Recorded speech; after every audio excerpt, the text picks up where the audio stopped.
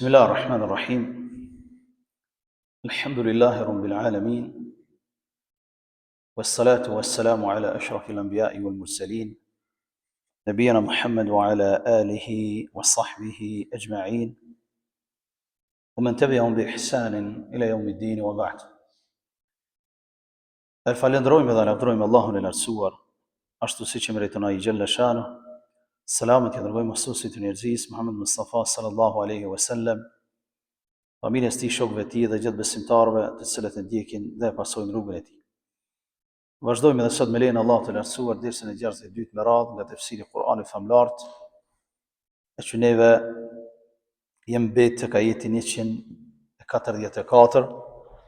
Në dersën e kaluar spjeguam disa ajete ku Allah subhanahu wa ta'ala e përgatitte terrenin për ta ndrru kiblen dhe për ta deroguar drejtimin e kiblës, e që njëherët është derogimi i parë në Islam, ashtu siç neve e spjeguam në dersën e kaluar, pra është vleftësimi ose neskhi i një hukmi, një dispozite me një dispozitë tjetër, e cila është e lejuar në Islam dhe ka qenë gjatë zbritjes së Kur'anit në disa raste, ku Allahu subhanahu wa ta'ala ka ndrru dispozitat në mënyrë që robërve të tij t'ia forcoj besimin dhe t'i qet në pah ata të cilët janë në mëdyshje.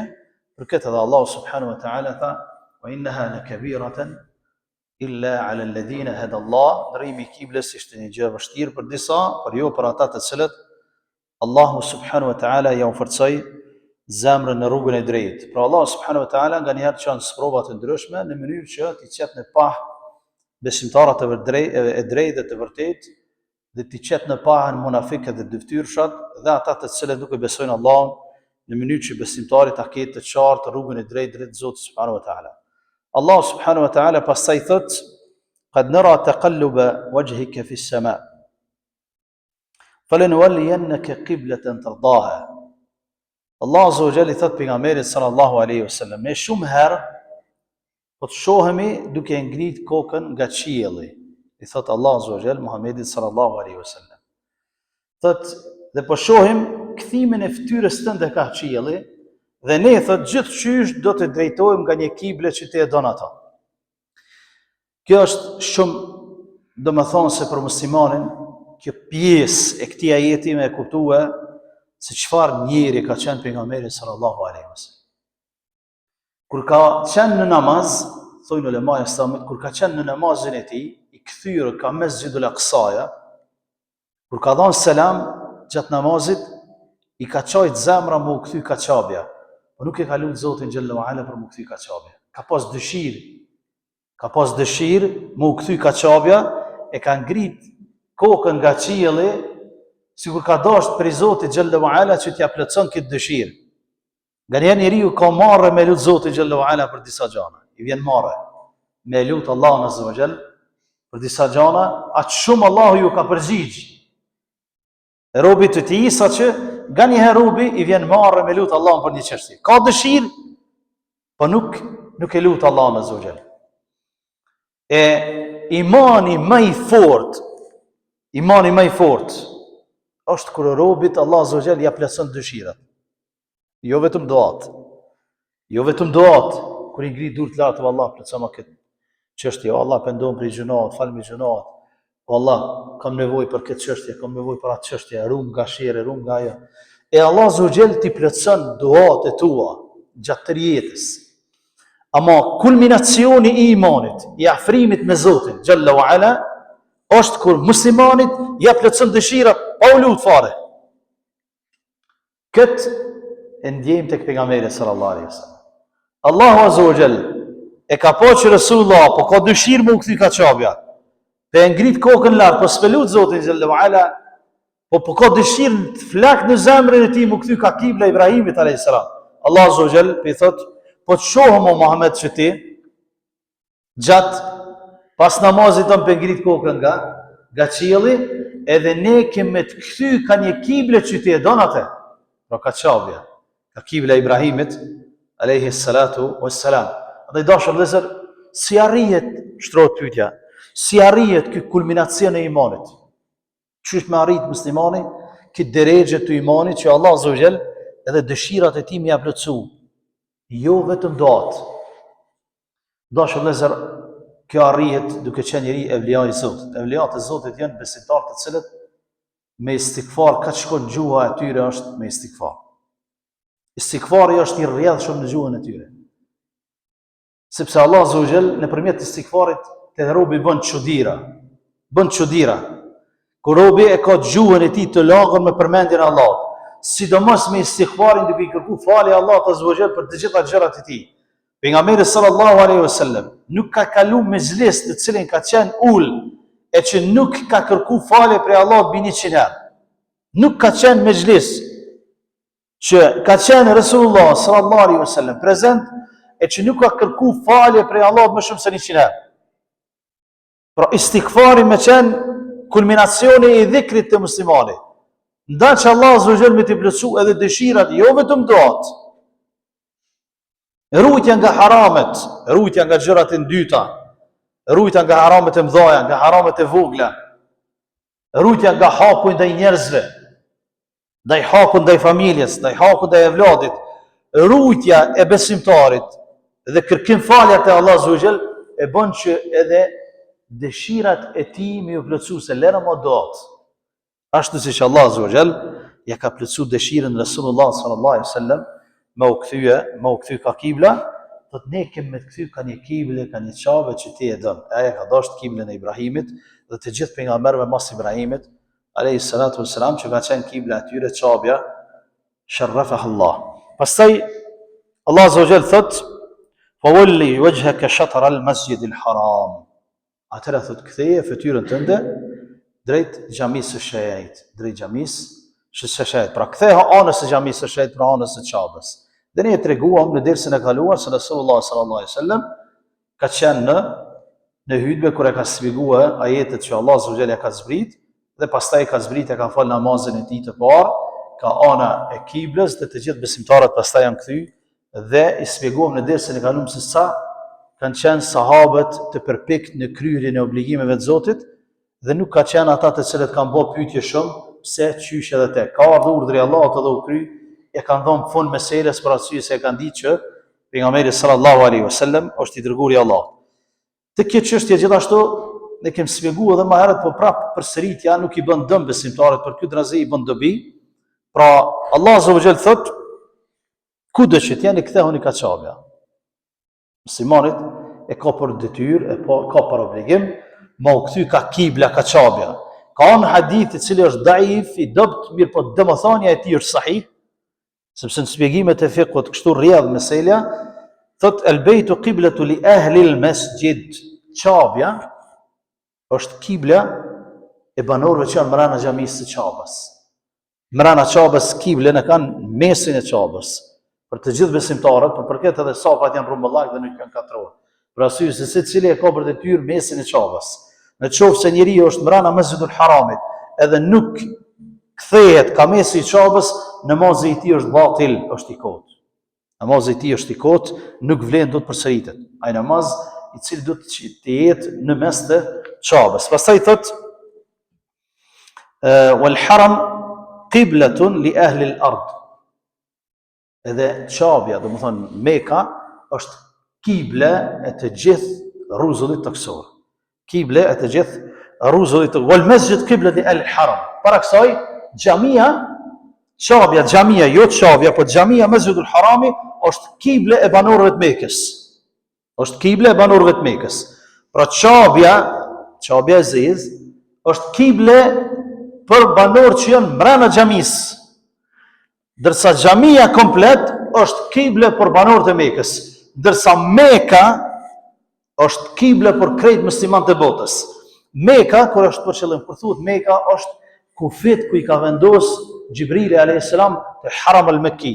Kur të hesh aty, I ka rregullat e veta. Dikon do të thonë gjatësia aty në mund me qenë për 30 deri 60 kilometra gjatësi, pastaj rrethi saj është I gjanë, më një anë është më ngushtë, më një anë është më gatë.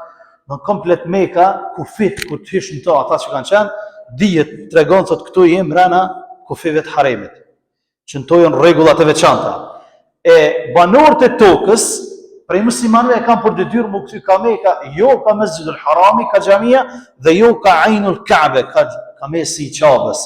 Për arsye se e kemi thënë edhe më herët shpesh vëllezërit të cilët nuk kanë njohuri në aspektin fiqhor, bëjnë telashe nëpër xhamia nëpërmjet telefonit, thonë kible se pas ki xhamien, po do kam u kthy pak djathtë, po do kam u kthy pak të majt, ndërsa telefoni ta tregon Ainul Ka'be, ta tregon mesin e Qabës, që është për detyrë, është për obligim për ata që janë brenda xhamisë, jo ata që janë në Mekë edhe jo ata që janë jashtë Mekës. Ndërsa ne kemi për obligim me u kthy ka Meka. A e kemi qellu mesin e Qabës, a se kemi qellu mesin e Qabës, është diçka tjetër. Për këtë nuk duhet me çuplon shumë në xhamia të cilat thuj se kibla është në rregull, mirë po ne dëshirojmë me kthy ka mesi i Qabës, që është obligim për banorët të cilët janë jashtë Mekës. Dashur vëllezër, pra muslimani ka për obligim me u kthy ka Qabja. Ulema Islami thonë, ata që janë brenda xhamisë së shejt të Qabës, qofse e shohin Qabën me sytë e tyre, e kanë për obligim me u kthy ka Qabja. Nga kjo ulema Islami thonë, është ibadet gjatë namazit me kshy Qabën. Edhe gjatë namazit dhe jashtë namazit, shikimi i Qabës është ibadet. Shikimi i Qabës është ibadet, është adhurim. Bile disa problemat Islami thonë, gjatë namazit ki drejt me kshy Qabën, gjatë namazit në Qabë, po edhe jashtë namazit të Qabë, edhe jashtë namazit ki drejt me kshyrë në drejtim, jashtë asaj që është më kshyrë në vendin e sejdës, edhe në vendin ku bjen në ruku, në vendin ku kemi ra në ruku, e që është më sunet, dërsa disa të tjerë e lejojnë, mirë po, sunet e Resulullah dihet që me shiku ku është robi në sejdë, është më sevap, dhe kur është në ruku, me shiku në vendin, gjithashtu ku bjen në sejdë, ose ku ka mundësi me ra në sejdë, aq sa ka mundësi nëpërmjet trupit të tij që nuk i bën dëm shëndetit të tij, për arsye se ka mundësi që dikush nuk ka mundësi me shikuar në vendin e tij ku është në sejdë për shkak të smundjeve të ndryshme ose për shkak të pengesave të shëndetit që i ka, i lejohet me kshir me larg ose në vendin më të afërt të tij në mënyrë që të jetë sa më i përqendruar në namazin e tij. Pra, shikimi në Qabë është ibadet, dashur, ta duhet me kuptu. Shikimi i Qabës është adhurim, është ibadet, dhe robi shpërblehet për të. Robi shpërblehet për të. Allahu subhanahu wa ta'ala pastaj na tregon në vazhdim të ajetit dhe thot: "Fawalli wajhaka shatr al-masjid al-haram wa haythu ma kuntum fawallu wujuhakum shatra." Kudo që jeni pra kthehuni ka Qabja. Pastaj wa innal ladhina utul kitaba la ya'lamuna annahu al-haqqu min rabbihim wa ma Allahu bighafilin amma ta'malun. Dhe ata të cilët ju është dhënë libri, pra i thartë e librit, le ya'lamuna annahu al-haqqu min rabbihim. E din fort mirë që kthimi ka Qabja është hak prej Zotit xhallahu ala.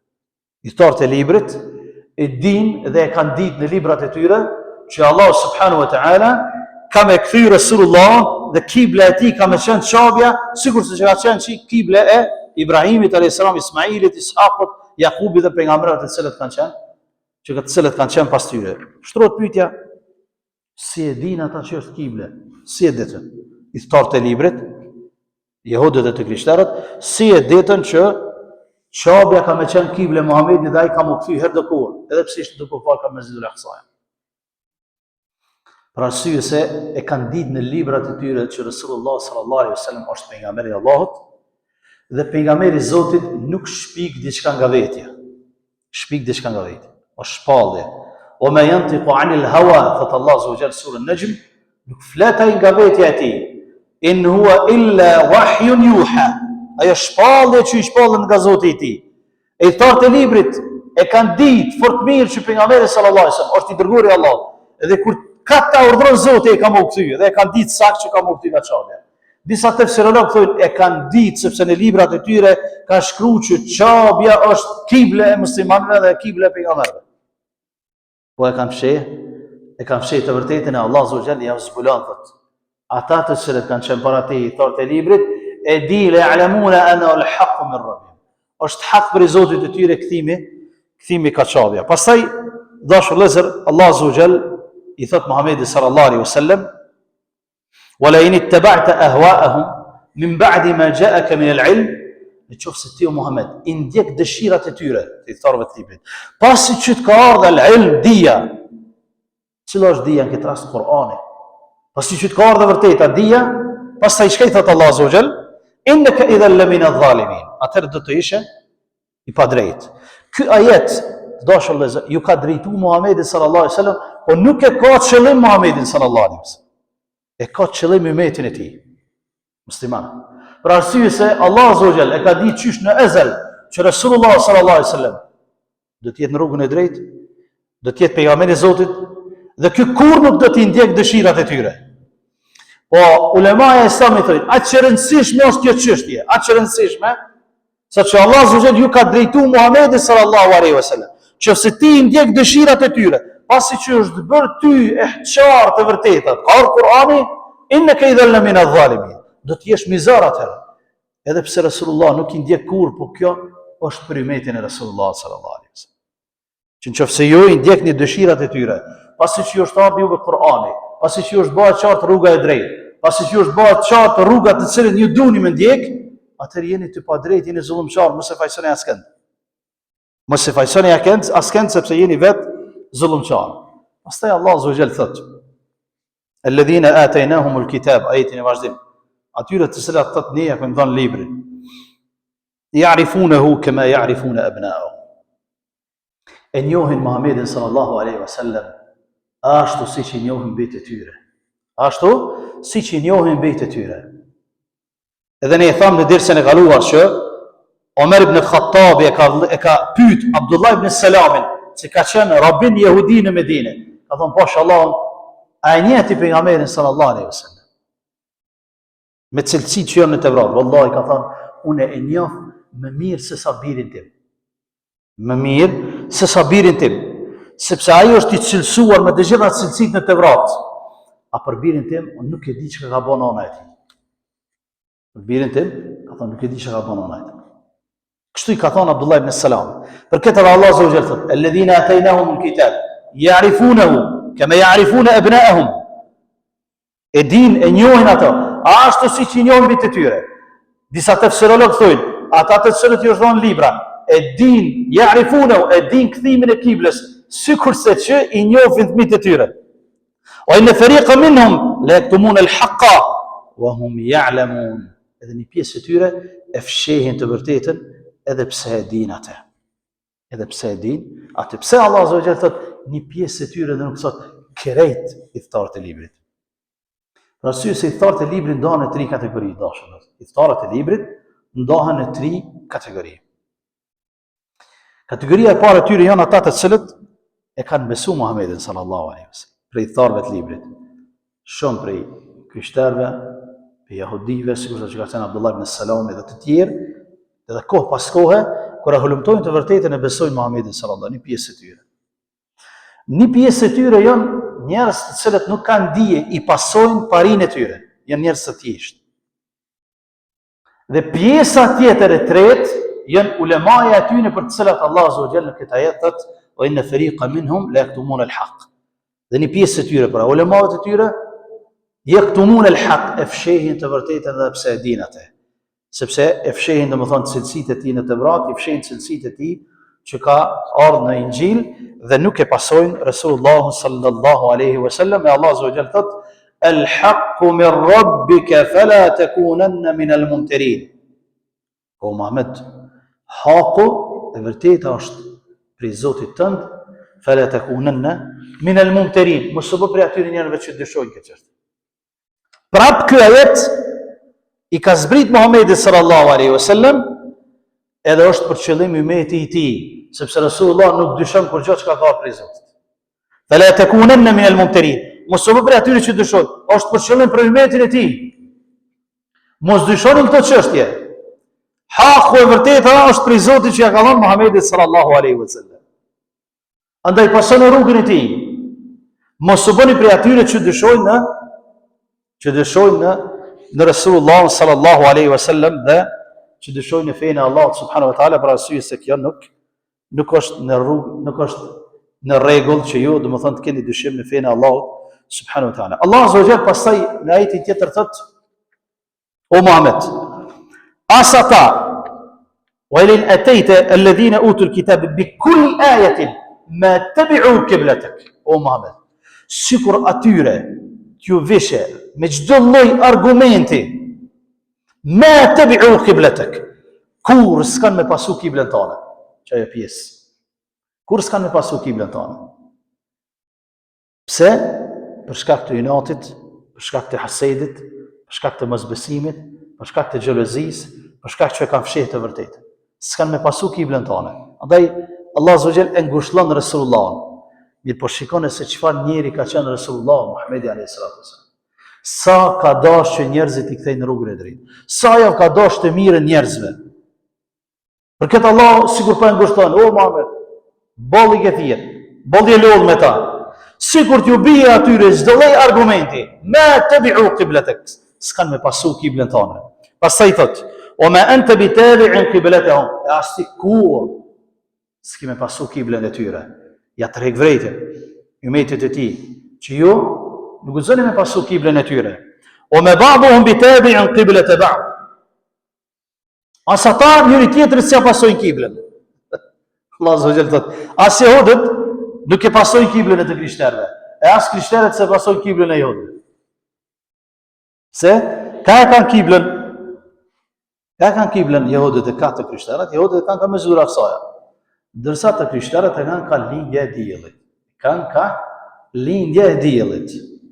Edhe pse edhe ata e kanë pas ka Mesjidul Aqsaja, mirë po thuhet që një prej papave të tyre ka filluar me ilizione, me i shkruar disa dispozita të fesë të tyre dhe ka pa ëndër si gjoja Isa alayhis salam thon kibla jonë është ka lindja e diellit dhe i kanë larguar nga Mesjidul Aqsaja dhe kanë filluar pastaj të kthehen ka lindja e diellit. Për këtë edhe ulema islamit thonë që se dëshiron me gjetë kiblën, atëherë ka lloje të ndryshme të mënyrave se si me gjetë kiblën.